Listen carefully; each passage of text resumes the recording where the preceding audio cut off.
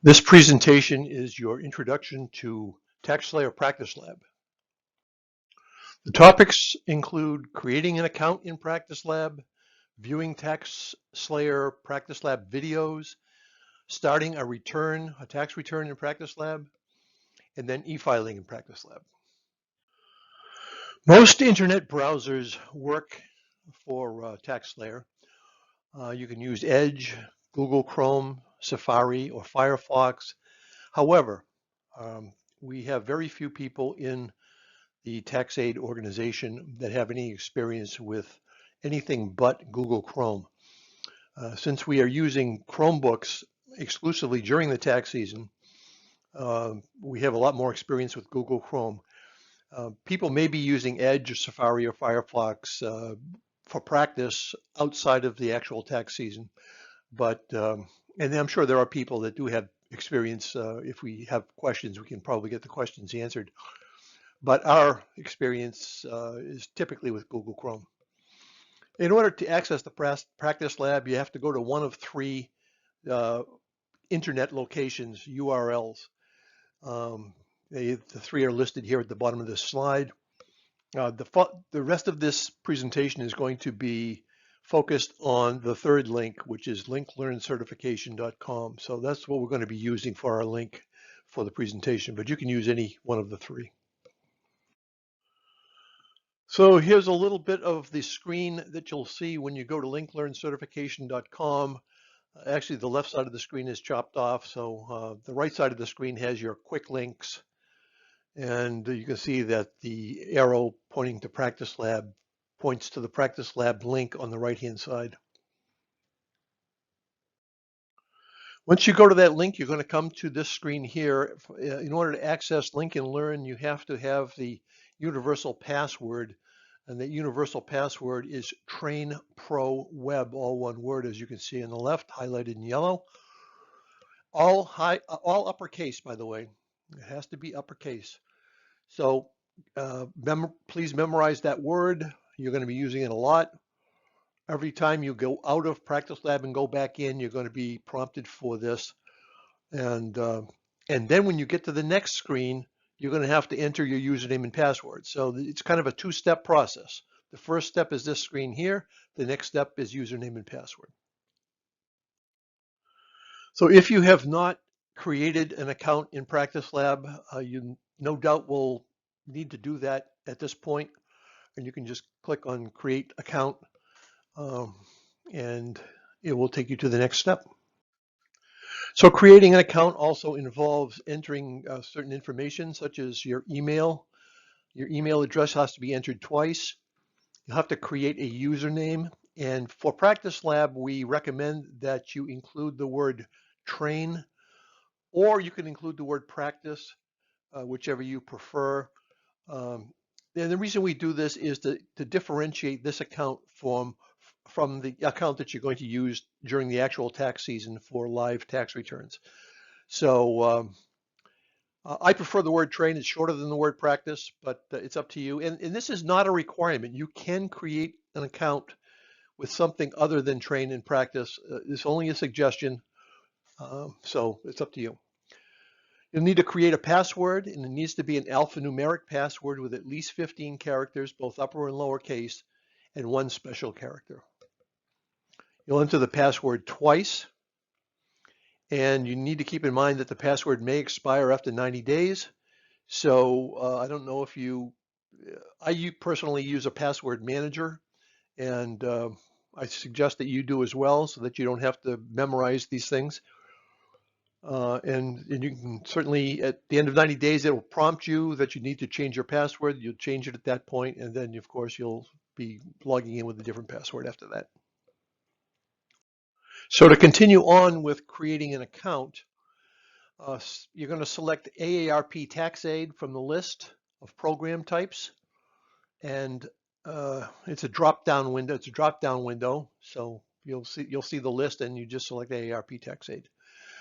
You're going to enter the site ID number, that's called the SIDN, S-I-D-N, if you know it. And most people, especially trainees, do not know it. And the fact of the matter is it's not required. So you can just leave that field blank.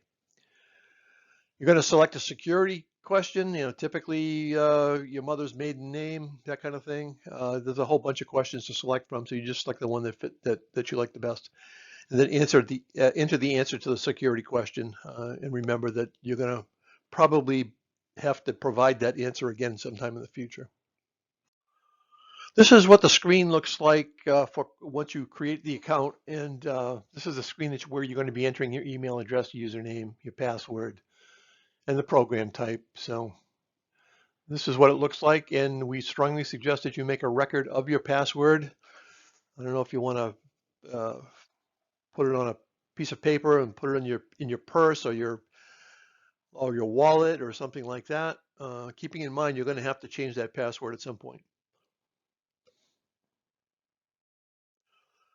So once you've created your account and you go to the login screen, it should fill in your username automatically in the username field.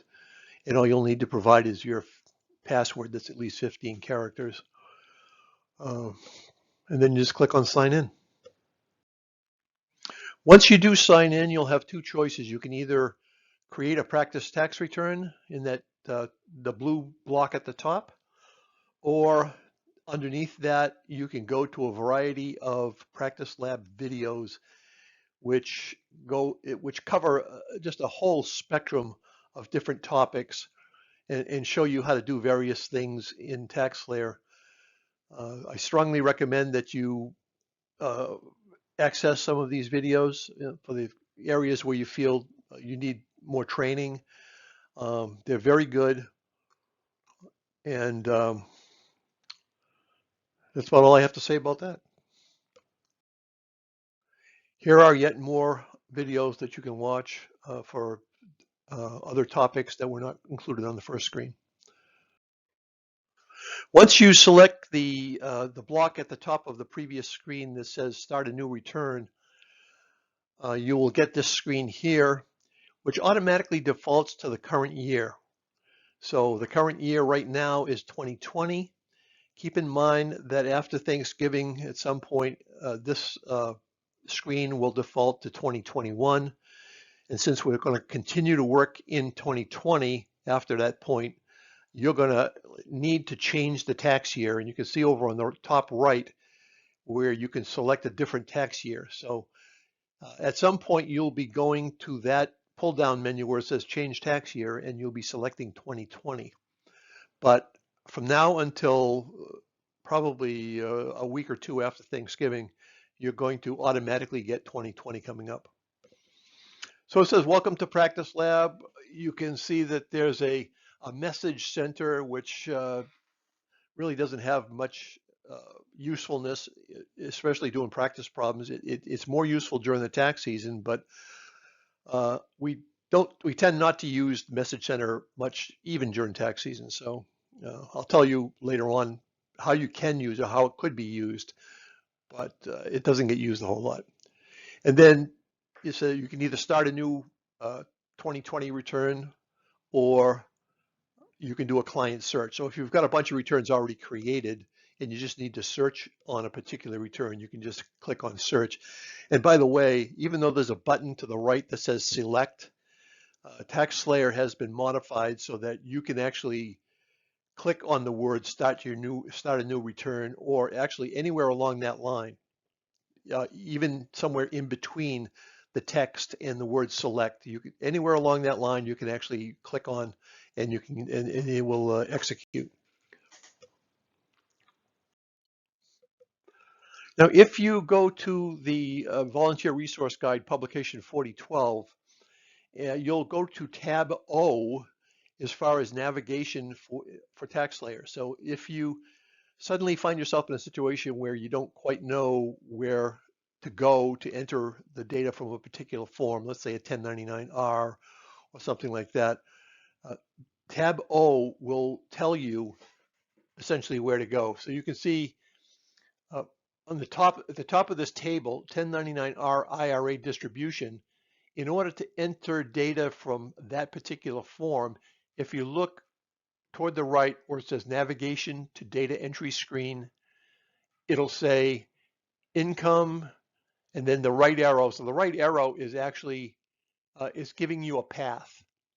The path is you go to the income section, and then from there you go to IRA/pension distributions. From there you go to add or edit a 1099-R. And then you can also see in the 4012, that last column in the table, it tells you what page of the 4012 where you can get more information about entering data on a 1099-R. So a useful table in tab O. Tab O will give you a lot of good tips on using TaxSlayer. This is the screen that you will see once you've essentially entered all of the taxpayer documents and you've done all the, the program has done all of the mathematics for the tax return. You're going to get to a point where it's going to say your return is now ready to be e-filed to the IRS. Please make sure all of the information you enter below is correct. But in order to do e-filing, there are a number of steps that need to be taken, and all of those steps must be completed to do the e-file process. We're going to stop at this point for training purposes. We're not really going to talk about e-file. E-filing is something that we're going to talk about after you're up to speed on tax law and creating basic returns, tax returns in TaxSlayer. So you are going to be trained in e-filing and the various steps involved in e-filing, but we're not going to talk about them here. So further training to come on e-filing, probably in December and January.